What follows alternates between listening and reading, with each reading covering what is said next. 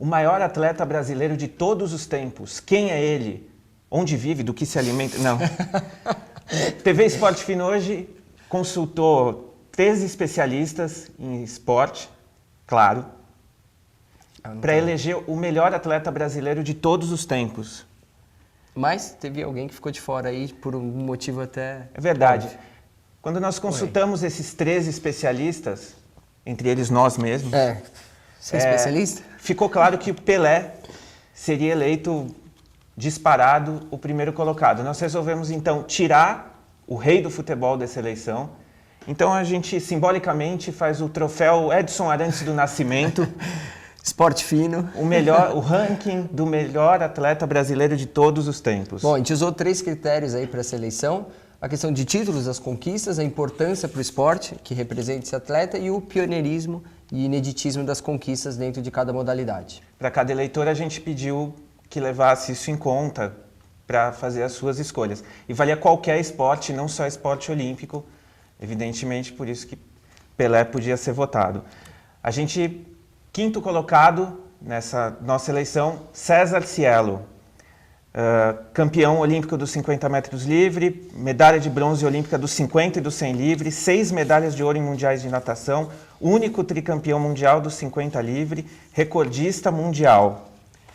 É uma bela escolha. E contemporânea, né? E contemporânea, o que prova que a gente está vendo a história ser feita. Né?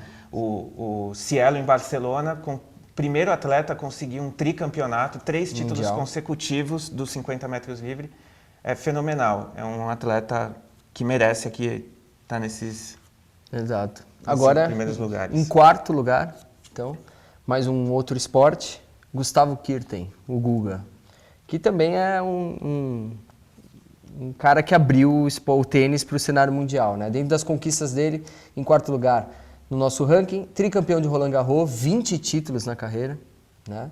Número 1 do ranking mundial por 43 semanas e o único a vencer Agassi e Sampras em um mesmo torneio. Não é pouco. Né? Não é pouca coisa. E um daqueles atletas formados a partir do nada, porque, como se sabe, não existe investimento, né? Não existe uma escola. Uma escola para se formar tenistas no Brasil. E não só tenistas, eu acho que isso é um pouco geral tirando o futebol, da maioria dos esportes. Da maioria dos esportes. Esportes individuais, isso é claro, né? É evidente. Depois surgiu um virtuoso da vida, né? Depois do Google, o que aconteceu com o tênis brasileiro? Praticamente nada. Hoje... Repescagens de Copa Davis. Os 2 melhores tenistas brasileiros são duplistas, a título de Grand Slam, do Bruno Soares, mas não se chega nem perto de ter quase tenista... nem treinam aqui no Brasil, né? Tem isso também, César Cielo e alguns tenistas brasileiros treinando fora do Brasil. Cielo se fez fora, né? Estudou nos Estados Unidos. Com treinadores estrangeiros, porque realmente não tem... Terceiro, vamos lá. Terceiro, Robert Scheid, terceiro eleito por esses 13 especialistas. Terceiro lugar para o Robert Scheid da vela, bicampeão olímpico da classe laser, 5 medalhas olímpicas e 11 títulos mundiais.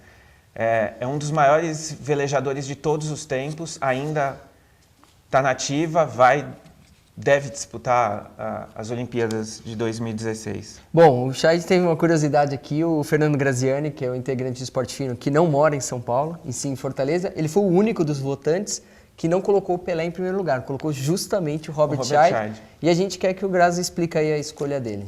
Numa eleição, quando se fala de melhores atletas brasileiros de todos os tempos, acho inadmissível não estar Robert Scheid na primeira colocação, inclusive muito à frente dos outros. São 5 medalhas olímpicas, 11 campeonatos mundiais.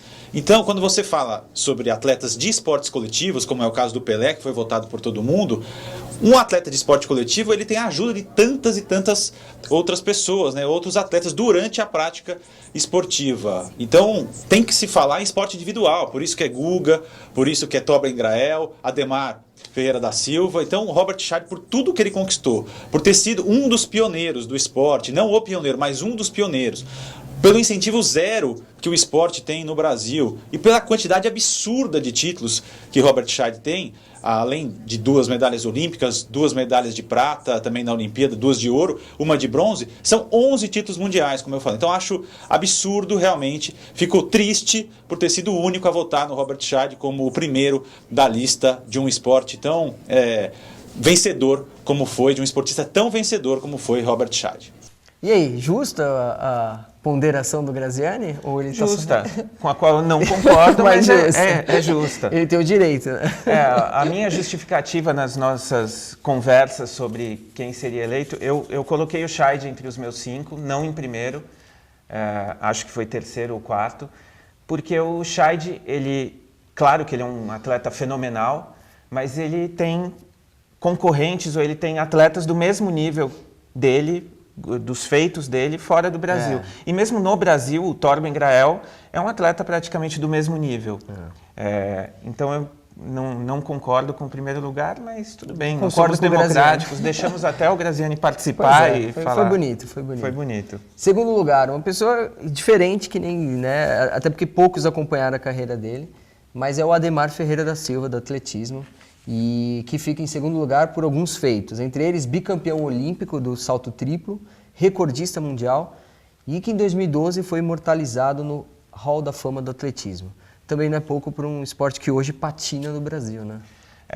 Mundial de atletismo terminou recentemente em Moscou e o Brasil não teve uma medalha sequer.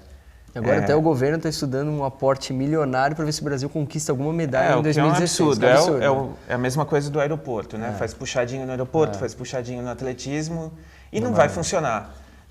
O Ademar, ele é um fenômeno, era um fenômeno de atleta, era um ser humano incrível, o Ademar Ferreira da Silva. Você sabe, eu tive o prazer, a honra de conhecer Ademar Ferreira da Silva num hotel fazenda em Jundiaí, em que ele estava lá com a família dele, o neto, e uma pessoa simpaticíssima, um ser humano iluminado. Ademar era muito inteligente, ele foi, se não me engano, ele foi adido cultural brasileiro em embaixada, acho que na Nigéria. Espero que eu não esteja falando besteira, mas... Mas que merece o segundo lugar. Merece o segundo lugar, foi um monstro de atleta. E o nosso primeiro colocado, também quase tão votado quanto Pelé. A maioria colocou Pelé em primeiro, a maioria colocou o nosso primeiro colocado da lista em segundo, já que o Pelé não vai entrar. Ayrton Senna, tricampeão mundial de Fórmula 1, 41 vitórias, 65 poles, 80 pódios. Curiosamente, o primeiro lugar não ficou para um atleta olímpico, mas o Senna, a gente vê como ele ainda hoje desperta paixões e brigas e discussões na internet. Dos dois lados, de quem apoia, de quem gosta, de quem não gosta.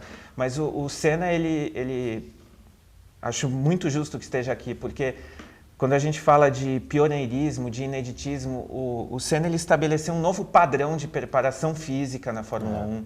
Ele estabeleceu um padrão de tratamento, de trabalho com a imprensa. O Senna era muito... Ele entendia muito essa relação dos pilotos, do piloto dele, né, com a imprensa.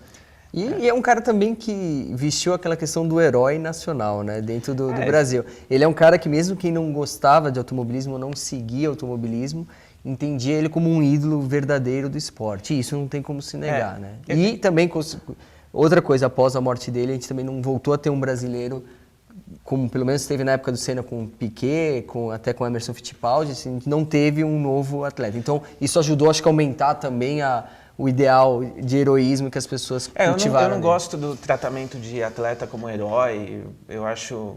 Atleta nenhum é herói. Mas Senna era enxergado assim.